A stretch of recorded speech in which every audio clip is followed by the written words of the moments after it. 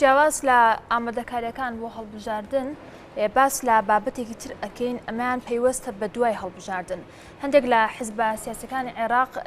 بۆ مەبەستی خۆیان باس لەوە ئەکەن کە لە دوای هەڵبژاردن لە داهاتوودا لە پەرلەمانی عێراق هەوڵ ئەدەن بۆ هەموارکردنەوەی دەستوری عێراق. بەڵام لە حاڵەتێکی وایە نوێنەرانی کورد ئەبێت چۆن خۆیان ئامادە بکەن، چۆن مامەڵە بکەن و هەروە چۆن بەرگری لەو مادانە بکەن کە پەیوەستە بە کوردەوانێ. بۆ ئەو مەبەستا میوانداری بەڕێز کاک هێمن ئیبراهیم قادر مامۆستای زانکۆمان کردووە کە لە ستۆدیۆ لامان میوانە. مامۆستا بەخێر بێت. مامۆستا بەخێر بێت. وەکو هاوکارم ترێ ئاماژەی پێدا مەرامی تایبەت بێ یاخود بانگەشەی هەڵبژاردن بێ باسکردنی هەموارکردنەوەی دەستور ترسێک لای کورد دروست دەکات، چونکە ئەم دەستورە هەوڵێکی زۆری سەرکردایەتی کوردی ویستاک و ئاوا هاتووەتە بەرهەم. تێڕوانینی جەنابە بۆ ئەم قسانەی لایەنە سیاسەکانی عێراق چییە؟ سەرەتا بەیانیتان باش بەیانی بینەرانی کورسان نویست باش. من پێم خۆشە سەرەتا باسی هەموارکردنەوەی دەستورکەم. ئایا هەموارکردنەوەی دەستور حاڵەتێکی ئاسایی و یاساییە؟ بەڵێ حاڵەتێکی ئاسایی و یاساییەوە زۆربەی زۆری یاساناسەکانیش ئاماژەیان پێکردووە کە شتێکی تەبیعی لەبەرەوەی ڕوونە لای هەمووان کە دەستور و یاسا ڕنگدانەوەی واقعی سیاسی و اقتصادی و کۆمەڵایەتی و سەقافی ئەو کۆمەڵگایەیە وە گۆڕانکاریەکانیش وا ئەکەن کە دەستوریش هەموار بگرێتەوە. بەڵام ئەوەی کە جێی سەرنجە لێرەیە لە عێراقا ئایا بۆ هەموارکردنەوەی دەستور بووە و ئەو کەسانەی کە ئیدعای هەموارکردنەوەی دەستور ئەکەن چی مەبەستێکیان هەیە؟ ئێمە دەستوری کۆماری عێراق دەستورێکی تازەیە لە 2005 نووسراوەتەوە وە کۆمەڵێ بنەمای جوانی تایەوە هەروەها ماف و ئازادیەکان و سیستمێکی حکومڕانی پتە و دیموکراسی تێدا چەسپێنراوە و دەستورێکە من پێم وایە لە ئێستاە قابلی ئەوە نییە کە هەموار بکرێتەوە و بە تایبەتی بە نسبەت گەلی کوردستانەوە تا ڕادەیەکی زۆر ماف و ئازادیەکان و هەروەها ئەو سیستەمە حکومڕانەی کە لە عێراقا دانراوە بە تایبەتی چەسپاندنی فیدراڵی بۆ هەرێمی کوردستان دەستکەوتێکی گرنگە بۆ گەلی کوردستان و سەرکردایەتی سیاسی کورد لەو کاتەیە خەباتێکی زۆریان بۆی کردتاوەکو ئەو مادەیان چەسپان لە دەستوری عێراقەوە هەروەها هەرێمی کوردستان بۆ قەوارەیەکی یاسایی و ئێستا بینین کە ڕۆژ بە ڕۆژ هەرێمی کوردستان لە پێشایە لە ژێر ئەو دەستوری عێراقا کە ئێستا بەرپا ئەکرێت. بەڵام کێشەکە لێرە ئەوەیە کە ئێستا لە سەروبەندی هەڵبژاردنەکانی عێراقا زۆربەی زۆری سیاسیەکانی عێراق داوای هەموارکردنەوەی دەستوری عێراقەکەن خۆی لە خۆیان ئەمە مەبەستێکی خراپیان هەیە لەبەرەوەی وەکو ئاماژەم پێکرد دەستوری عێراق دەستورێکی ئەتوانم بڵێ تا ڕادەیەک پتەوە ینی هیچ پێویست بۆەوە ناکات کە داوای هەموارکردنەوەی بکرێت. بەڵام ئەوەی کە گرنگە سەرکردایەتی سیاسی کورد و ئەحزابە سیاسەکانی کوردستان و خەڵکی کوردستان لەم هەڵبژاردنەیە بەرەو پیری هەڵبژاردن بچن و بە هەمومانەوە بتوانین پێگەی کورد لە باغدا بەهێزکەین و ئەو هەوپەیمانەتانی کە ئێستا هەیە لە هەڵبژاردنەکانە بتوانین فراوانیکەین و لایەنەکانی کەش بێنە نایەوە بۆ ئەوەی بتوانین بە یەک دەنگ و بە یەک ئەجێنداوە بە یەک بەرنامە بچینە بەغداد بۆ ئەوەی زیاتر و زیاتر بتوانین پێگەی کورد لە باغا بەهێزکەین و نەهێڵین ئەو مەرامانەی کە لایەنە سیاسیەکان شۆفینەکان هەیەە بەرامبەر بە کوردستان بگەنە مەرامی خۆیان و هەروەها ڕێگەیان لێ بگرین لە ڕووی ئەو هاوپەیمانێتە بەهێزی کە ئەمان بێ لە داهاتووە لە عێراقدا. مامۆستا باس لەوە کرد کە هەموارکردنەوەی دەستور ئەمە بابەتێکی یاسایی و ئاساییە و بۆچوونی خۆ دەربڕی کە لە ئێستادا قابلی ئەوە نییە دەستور هەموار بکرێتەوانێ. بەڵام گرنگترین ئەو بڕگە و مادانە کە پێیوەستن بە کورد کامانن کە پێویست بکە کورد بەرگری لێ بکات و پێویست بکە کە دەستوری عێراق هەموار نەکرێتەوە باشتر بێت. ئەگەرێ بە سەیری دەستوری عێراق بکەین هەر لە مادە سەرەتایەکانەوە بە تایبەتی بۆوانی کە پەیوەندی بە ئازادی گشتی و هەروەها مافە بنەڕاتیەکانی خەڵکی عێراقەوەیە کە لە زمنیا کوردیش ئەکرێتەوە هەموو تایبەتە بە کوردەوە هەروەها ئەو مادانیشی کە پەیوەندی بە دەسەڵاتی فیدراڵی هەرێمی کوردستانەوە هەیە و هەروەها باسی لە مەرکەزیەتەکە لە عێراقا ئەوانە کۆمەڵێک مادەن کە تەواو پەیوەندی بە کوردەوە هەیە و هەروەها لە بەرژەوەندی کوردایەوە چەسپێنراوە. ئێمە بێت زیاتر بۆ ئەوی کە ڕێگەن نەدەین کە دەستور هەموار بکرێتەوە بۆی ئەو ماف و ئازادیانی کە لە دەستوری عێراقا هەیە دەستوری ساڵی 2005 و بمێنێتەوە بتوانین زیاتر گەشە بە هەرێمەکەمان بین و زیاتر بتوانین لە ڕێگای موسساتەکانمانەوە خزمەتی خەڵکی کوردستان بکەین. باش مامۆستا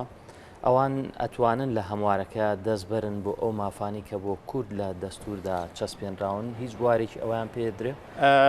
خۆی ئەگە سەیری دەستوری عێراق بکەین دوو مادی تایبەت هەیە بە هەموارکردن، مادەی 126 و هەروەها مادەی 142 ئەوەی کە جێگای خۆشحاڵیە هەردوو مادەکە جۆرێک لە گەرنتی تایە بۆ ئەوەی کە نەتوانرێت غەدر بکرێت لەو ماف و ئەو ئازادیانە یاخود ئەو دەسەڵاتەی کە بە هەرێمی کوردستان دراوە. بینە سەر مادەی 126 کە لە یەکەم فەقەڕێڵێت سەرۆکی کۆمار لەگەڵ ئەنجومەنی وەزیرانیان پێنجیەکی ئەندامانی ئەنجومەنی نوێنەرانی عێراق مافی پێشنیارکردنی چیان هەیە؟ مافی پێشنیارکردنی هەموارکردنەوەی دەستوریانە. لێرە ئێمە ئەگەر سیرکەین لێرەیە بۆمان دەرەکەوێت گرنگی هەڵبژاردن کە ینی چی ئیسفادەیەک بە دۆزی کورد ئەگەیەنێت. ئێمە ئەگەر بۆ نمونە سەرۆک کۆمار لە عێراق نەبێت کورد نەبێت ئەوە ئەتوانن لەو ڕێگایەوە زەفەر بە کورد بن. جا بۆیە هەڵبژاردن و بەشداری خەڵک گرنگە لە ئێستاە بۆی بتوانین پێگەی خۆمان بەهێزکەن. لێرەیە جۆرێکە لە گەرنتی ئێستا سەرۆک کۆمار کووردە و پێشنیاری هەموارکردنێک ناکات کە لە ساڵحی کوردانە بێ و هەروەها لە شوێنێکی کەی مادەکەی ئەواڵێت هەچ هەموارکردنێک تایبەت بێ بۆ نمونە کەمکردنەوەی دەسەڵاتی هەرێمەکان ئەگەر بێت و هەرێمەکە خۆی ڕازی نەبێت ئەوە ڕێگەی پێ نادرێت و هەروەها لە مادەی 142 بە هەمان شێوە ئەڵێ ئەگەر هات و سێ پارێزگار ڕەدی ئەو هەموارکردنەوە بکاتەوە ئەو هەموارکردنەوە پەسەند ناکرێت. ئێمە سەیری کۆی گشتی بکەین بە شێوەیەکی گشتی دەستوری عێراق دەستوری عێراقی ساڵی 2005 جۆرێک لە گەرنتی تایە بۆ پاراستنی ماف و ئازادیەکان و هەروەها جۆرێک لە گەرنتی تایە بۆ هەموارکردنەوەی دەستوری عێراق کە لە هەردوو مادەکە زەمانەتێکی بەرچاو و زەمانەتێکی ڕۆن دیارە بۆ ئەوەی کە ئەو هەموارکردانەوەی کە زەرر لە کوردەدات کورد بتوانێت لە ڕێگای ئەو مادانەوە ڕێگە بە هەموارکردنەوەی دەستوری عێراق نەدات. باشە مامۆستا هێمن ئەگەر تێڕوانینێکی تر هەبێ بەرامبەر بە هەموارکردنەوەی دەستوری عێراق کورد جیاواز لە پارێزگاریکردن لە مافەکانی خۆی ئەو بڕگۆمادانی کە تایبەتن بە کورد پێداگیری کا لەسەر مافی ترواتە بە شێوەیەک تر خۆی ئامادە بک بۆ ئەم بارودۆخەنەک تەنها ترسێک و دڵڕاوکیەکە بێ بەرامبەر بە هەموارکردنەوەی دەستور. وڵای من خۆم بەنسبەت ئەوەی کە کورد لە ئێستاە ئەبێ پێگەی خۆمان بەهێزکەین ئەبێت تەحالوفێکی زۆر بەهێز لە کوردستانە دروستکەین و دواتر بەرەو بەغا بچین. من مەوزوعی هەموارکردنەوەی دەستور وەکو ئاماژەم پێکرد دەستور و یاسا ڕنگدانەوەی واقعی سیاسی و ئیجتیماعی و کۆمەڵایەتی ئەو ناوچەیە ئەو کۆمەلگایەیە ینی شتێکی سروشتی ئێمە ئەگەر دەستور هەموار بکەین و بەڵام بۆچی واتە مەبەستم ئەوەی ترس و دڵڕاوکێنە بێ بەرامبەر بە هەموارکردنەوەی دەستور بە پێچەوانە و پێداگری زیاتر بکرێت لەسەر مافەکانی بە تاکیدی ئەمە وەکو ئاماژەم پێگرێم ئەگەر ئەو پێگە بەهێزەمان هەبێت لە بەغا ینی جگەل لەوەی کە دیفاع لەوەکەین کە دەستور هەموار نەکرێتەوە بگرێمە ماف و ئازادی و مافە ڕەواکانی گەلی کوردیش ئەتوانین زیاتر بچەسپێنین لە باغدا. بەڵام من پێم خۆش ئەوە تەواوکەم کە لە ئێستای عێراق عقلێتێک هاتۆتە ئارایەوە کە باسی هەموارکردنەوەی دەستورەکرێت لە هەموو دنیاە ئێمە سەیری دەستوری ویلایەتە یەکگرتووەکانی ئەمریکا بکەین ینی شتێکی سروشتیە کە دەستور هەموار بکرێتەوە 27 جار دەستور هەموار کراوەتەوە لە ئەمریکا. بەڵام ئەگەر سەیری ئەو هەموارکردنەوە بکەین لە خزمەتی خەڵکی ئەمریکا بووە لە خزمەتی پرۆسی سیاسیە بووە لە خزمەتی ئازادی و مافە بنەڕاتیەکانی خەڵکی ئەمریکا گروپێک بۆ مانای نەکراوەتە ئامانج یاخود ترسێوان بەڵام ئەوەی کە ئێمە لی ئەترسین لە عێراق ئەوەیە کە ینی ئەو هەموارکردنەوەیە مەبەستێکی خراپیان هەیە بەرامبەر بە تایبەتی بەرامبەر بە کورد بەرامبەر بۆ پێگە بەهێزەی کە ئێمە ئێستا لە هەرێمی کوردستان نابینین کە کوردستان تا ڕادەیەکی زۆر بەرەو پێشچوونی بەخۆیە بینی و هەم لە ڕووی موسساتی و هەم لە ڕووی خەدەماتی و ئەگەر مقارنەیکین بە شوێنەکانی تری عێراق بەڵام ئەوان پێیان وایە کە ینی چاویان بۆ پێشکەوتنە هەڵنایە لەبەرەوە پەنا ئابەنە بەر هەموارکردنەوەی دەستور ینی عقلیەتی هەموارکردنەوەی دەستور لە عێراقا عقلیەتێکە ئەیانەوێ زەرر لە پێگەی کورد و لە خەڵکی کوردستانمان جا لەبەر ئەوە ئێمە ئەبێت جگەل لەوەی کە زەمانەتمان هەیە لە دەستورە گەرنتیمان هەیە بۆ ئەوی کە دەستور هەموار نەکرێتەوە و زەفەر بە کوردستان نەدرێت ئێمە گرنگە سەرکردایەتی سیاسی کرد وە گرنگە خەڵکیش ینی بەدەر من هەموو جارێکەڵم ینی مەوزوعی منافەسە لە ناوخۆیان بە هەر جۆرێک بکرێت شتێکی سروشتێ بەڵام ئێستا لە هەڵبژاردننی ئەنجومەنی نوێنەرانی عێراقا پێویستە هەم خەڵک هەموو شتەکان بەلاوە بنەوە هەم سەرکردایەتی سیاسی کوردیش ئەو جیاوازانە بەلاوە بنێت و بە هەمومان پێکەوە بە تەحالوفێک بە هاوپەیمانی تێک بچینە بەغا چونکە وا بەهێزە بێ مامۆستا باسی مادەی 126 و 142 تیرکامانە هەردووکی زەمانە بەڵێ بەڵام لە دەرەوەی هەرێمی کوردستان ناوچەکانی مادەی 140مان هەیە بەڵێ ئەم هەموارە ترسی ئەوە هەیە کە دەستگای مادەی 140 بکرێ یاخود مادەی 140 دەچێتە چوارچێوەی هەردوو مادەی 126 و 142کەوە بەڵێ خۆی هەموو هەموارکردنەوەیەک بە پێی ئەو دوو مادەیە ئەگەر بکرێت ئەنی زەمانەتەکەی پێدرا بۆ نمونە ئەوەی کە پەیوەندی بە هەرێمی کوردستانەوەی دەسەڵاتەکانی لە مادەیەکە ئاماژەی پێکرەوە لە لایەکیکەوە بۆ نمونە هەچ هەموارکردنیە کە تر پەیوەندی بە مادەی 140ەوە بێ پەیوەندی بە مادەکانیکەوە بێت گەرانتیەکی ئەوە هەیە کە ئەگەر بێت و بۆ نمونە سێ پارێزگای یاخود سێ پارێزگای عێراق ڕەتی بکەنەوە و هەموارکردنە سەر ناگرێت بەڵام ئەوەی کە جێگەی داخە ئەگەر ینی لە حاڵەتێک ئەمە تۆزە معقدە پەنا ببرێتە بەر محکەمەی اتحادی علیا بۆ ئەوەی کە تەفسیرێکی هەڵە بۆ مادانە بکری ئەو کاتە ئەتوانن مامۆستا هەر دەستبردن بۆ مادانی زەرە لە کوردەیە ڕەنگەوە خۆی لە خۆیتە زەنگی مەترسی بێ خۆی بەتەکیدی ئەو ئەوان کە باسی هەموارکردنەوەگەن باسی چەند مادەیەکەکەن من سەڕێحمەم لەگەڵت مادەی 140 بەنسبەت ئەوانەوە هەرچەند لە مادەیەکەوە کارایە و بەشێکە لە دەستوری عێراق و تا ئێستاش ئێمە ئەتوانین کە لە ڕێگای محکەمەی ئیتیحادیشەوە کە داوای جێبەجێکردنی بکەین لە بەروی مادەیەکی هەیەوە تاوەکو ئێستا جێبەجێ نەکراوە و مادەکانی کەشکە پەیوەندی بە بنەما ئازادی و مافە سەرەتایەکانی گەلی کوردستانەوە هەیە هەمووی بەشێکن لە دەستور و یەک پاکێژن ناکرێت ئەو مادانە فەرامۆژ بەڵێ مامۆستا هێمن ئەم بابەتە تا ڕادەیەک بۆتە دڵڕاوکێ لە نێو کووردا لە نێو دەسەڵاتدارانی کورد بۆچی بەراورد بە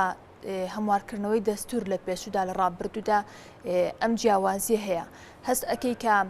جیاوازیەک هەبێ لە دەسەڵاتی کوردیدا لە ئێستادا لە پێگەی کورد لە ئێستادا و هەروەها لە سەرکردایەتی کورد لە ئێستادا بەڕابردوو کە دەستوری عێراق هەموارکرایەوە وڵای لەو پرسیارەت باشتێ ناگەم باشتر ئەگەێنم پێت وایە کە دەستور عێراق کە پێشووتر هەموارکرا بەراورد بە ئێستا جیاوازیەک هەیە دڵڕاوکێک هەیە بۆچی ئەم دڵڕاوکەیە ئەو دڵڕاوکەی کە لە نێو کوردای ئەو دڵڕاوکەیە ئەگەڕێتەوە بۆی کە وەکو ئاماژەم پێکرانی ئەو مادانی کە پەیوەندی بە قواری هەرێمی کوردستانەوە ئەو مادانی کە بەڕێزی ئاماژی پێکرد مادەی 140 ئەمانە هەمووی دڵڕاوکێ لای خەڵکی کوردستان و هەر لە لای سەرکردایەتی سیاسی کوردیش دروستەکە لە بەرەوەی ئەمە پێگەیەکی دەستوری بەهێزمان هەیە لە عێراق و کاتە کە دەستور نووسرایەوە کە هەواڵ مامجلاریش هەستێکی ئێستا کلێنێک هەیە لە سەرکردایەتی کووردا بەراورد بە پێشوو بەڵێ بە تاکیدی ئەمە کێشە ئاساسیەکەمان ئەوەیە کە ینی کە باسی تەحالف ئەکرێ باسی هەوپەیمانی ئەکرێ باسی یەکریزی ئەکرێ باسی یەکدەنگی کورد ئەکرێ بۆ ئەوەیە کە ئەو دڵڕاوکەیە نەمێن ئێمە گەر بە یەک هێز بچینە بەغداوە بە یەک تەحالف بچینە بەغداد ئەو کاتە دڵڕاوکی و ئەو ئینشقاقی کە لە نێوان سەرکردایەتی سیاسی کوردی ناکرێتە ئامرازێک کە لایەنە نەیارەکانی تری کوردستان بتوانن لە ڕێگایەوە زەفەر بە هەرێمی کوردستان کەواتە مامۆستا هێمن ئەم بابەتەکە هێنراوەتە پێشەوە ئەگەر وەکو بانگەشەیەکیش بۆ هەڵبژاردن بێت تاوەکو چەند پاڵنەر ئەبێ بۆ کورد بۆ دەنگدەرانی کورد بۆ هاوڵاتیانی کورد کە زیاتر ئەمە کاریگەریان لەسەریان دروستکە بۆ ئەوەی بەرەو پرۆسی دەنگدان بچن من ینی شتاکە ڕوون و ئاشکرا ینی ئەوان سەرکردایەتی سیاسی عەرەبی ئەم پرسەوەکو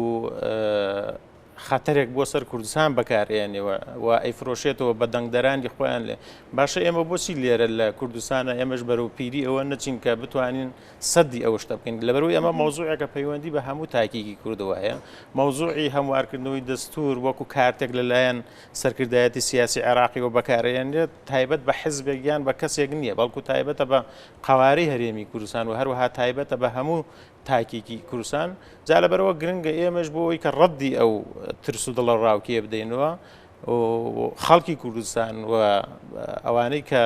مافی دەنگدانیان هەیە بەرەو سنووقی هەڵبژاردن بچن و بۆی کە بتوانین هەمومان پێکەوە پێگەی کورد لە بەغا بەهێز مامۆستا من عەمار حەکیم لە چەند ڕۆژی ڕابردوو لە دیدارێکی تەلەڤیزیۆنی چاپێکەوتنێکە وتی وەرەقەیەک امزا کردووە 6 مانگ لە دوای ئەم پرۆسەی دەنگدان و هەڵبژاردنە پێشوەختەی عێراق بابەتی هەمواری دەستور خرێتە چوارچێوەی ئیشکردن لەسەری و ئەیتر ئەوان کاری لەسەرەکەن واتە لای ئەوان بڕاوەتەوانێ ئەم بڕانەوەی لای ئەوان بۆ لای ئێمە ئیشی لەسەر نەکراوە تاکو ئێستا ئەوەن ئێستا من بۆیە ئەم تەوەرەمان دیاری کردو ئەوەی قسەی لەسەر بکرێت و ئامادەکاری بکرێت تاو سبێنێت دەنگدانە ململانەکانی بانگەشەی هەڵبژاردن بۆ ئەولا بەڵام کورد چی بکات 6 مانگی تر ئەم وەرەقەیە تەفعیلەکرێت کارەکرێت و ئیشی لەسەرەکرێت من سەڕێحمەم لەگەڵتان مەسەلەی هەموارکردنەوەی دەستور نەک ئێستا و دوای 6 مانگی دوای هەڵبژاردن بەڵکو پێشووتریش ئیشی لەسەر کراوە هەر لەم خولەی ئەنجومەنی نوێنەرانی عێراقا پێشنیازی هەمواری دەستور کراوە و مدەیەکی زۆر پێش ئێستاش کە ئەو پێش دیاریان کرد ئەتوانم بڵێم ئەو پێشنیازانش لە ئێستاە حازرەوە لە بەردەستیانەیە بەڵام ئەوەی کە بەڕێزیان باسی کردو بە نسبەت هەموارکردنەوەی دەستور من تەسەوورەکەم وەکو حملەیەکی ئینتیخابی بەکاری بێنێ بۆ ئەوی کە بتوانێت دەنگدەری عەرەبی بەلای خۆیان ڕابکێشەوە بتوانن دەنگێکی زۆر بێنن بەڵام مەوزوعی هەموارکردن و پێشنیازکردنی ئەو هەموارکردنە لە زووە قسەی لەسەرەکرێەوە لە حاڵی حازرەوە بزانم زۆربەی زۆری کارەکانیشیان تەواو بووە و ئەوان ئەگەر بۆیشیان بکرێت وەکو سەرکردایەتی سیاسی عەرەبی عێراقی ئێستا هەمواری دەستورەکەنەوە بەڵام بەوەی کە جێی خۆشبەختی و ئەوەی کە جێی ئومێدی هەموو لایەکمانەوەیە کە ئەو مادانە زەمانەتێکی باشی تایە بۆی کە نەتوانن دەستور هەموار بکرێنەوە بەڵام بەوەی کە جێی سەرنجە من یعنی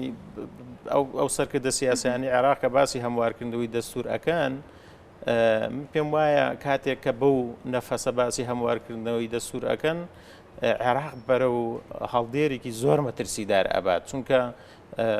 پێگەی کوردستان هەم لە ڕووی ناوخۆیەوە هەم لە ڕووی نێودەوڵەتیەوە هەم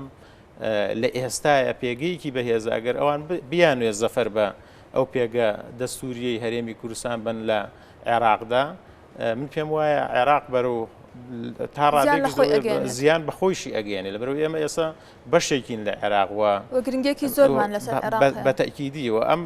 مؤسساتانی کە لە هەرێمی کوردستان هەیە جگەل لە قازان هیچ زیانێکی بۆ عێراق نەبووە جا لەبەرەوە ئەو سەرکردە سیاسیانەکە ئیدعای هەموارکردنەوەی دەستورەکەن بەو نەفەسە بەڵکو زەرەر لە تەواوی عێراقیان نەک تەنها لە کوردستان و عێراق بەرەو تونێلێکی زۆر نادیاریش ئەبات لە داهاتوودا مامۆستا هێمن مامۆستای زانکۆ دووبارە بەخێر بێ سوپاس بۆ ئامادەبوونەت سوپاس مامۆستا هێمن ئیبراهیم قادر بەخێر بێیت